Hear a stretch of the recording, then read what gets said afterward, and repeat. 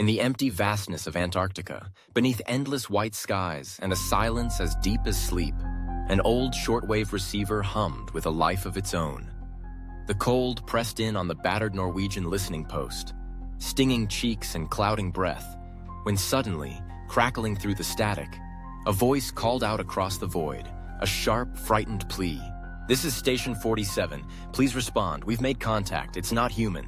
Those few words would mark the end of 12 lives and the opening of a new, forgotten chapter in the catalog of the unexplained. A chapter buried beneath a century's worth of snow and secrecy.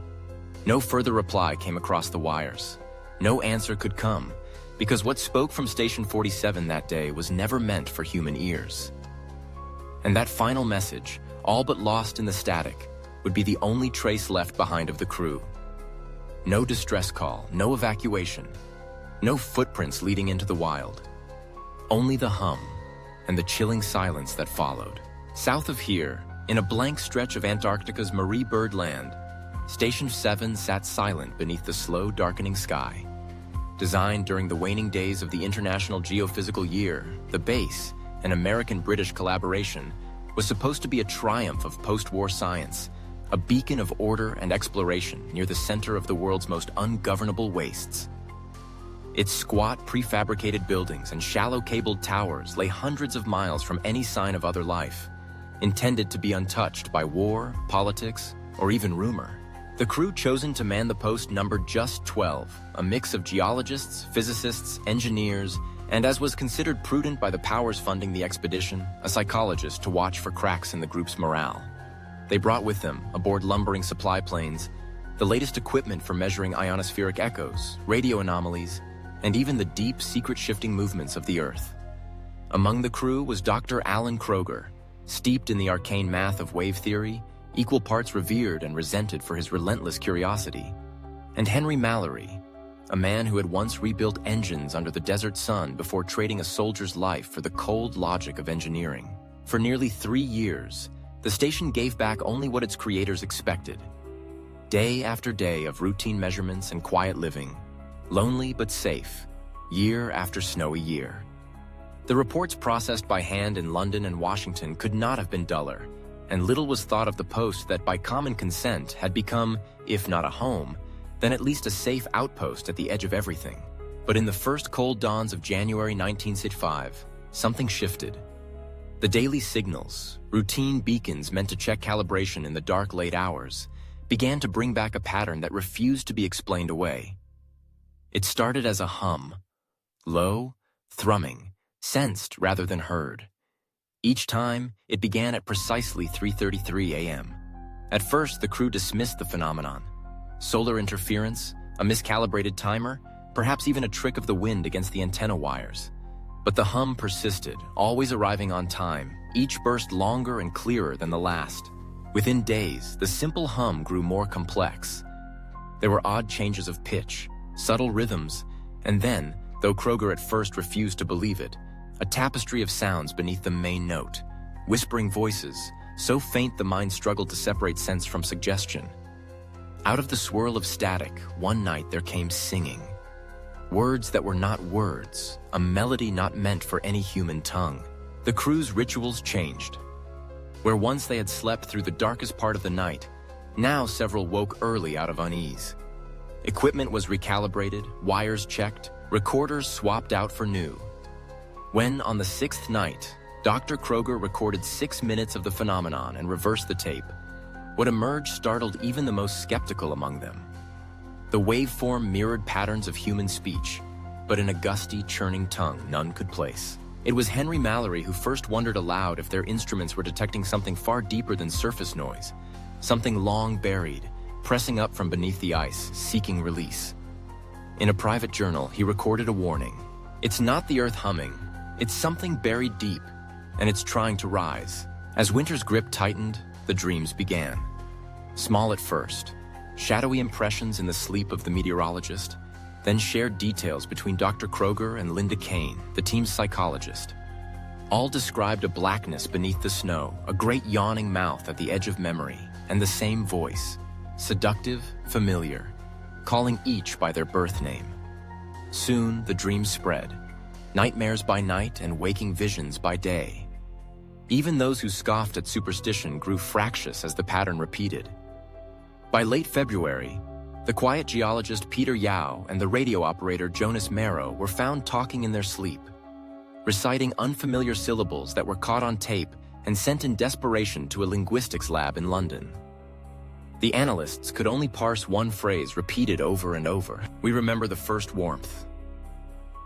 As panic edged into curiosity, and curiosity tilted toward obsession, the crew's last engineer, Hall, led efforts to trace the anomaly to its source. The data converged on a single point beneath the main structure, an anomaly invisible to surface scans, but unmistakable on the printouts. A shallow void pulsing with seismic energy. Convinced that some natural explanation lay waiting, a deep pocket of warm air perhaps, or a unique mineral deposit. The team set their drills above the site and worked through the night, their progress uninterrupted by the storm that raged outside.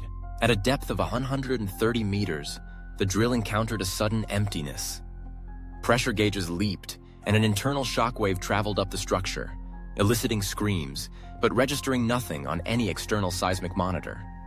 In the minutes that followed, botanist Helena Kravitz collapsed. Blood ran from her ears, and she spoke, when she woke, of impossible visions.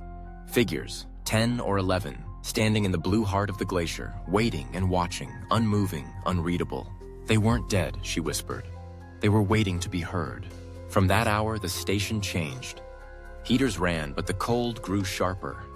Electronics failed, freezing from the inside. Digital clocks and oscilloscopes dying in synchronized bursts. The hum now seeped through every wall. Not merely electric, but intimate, inescapable. The nights lengthened. Sleep ceased. Paranoia wafted from bunk to bunk.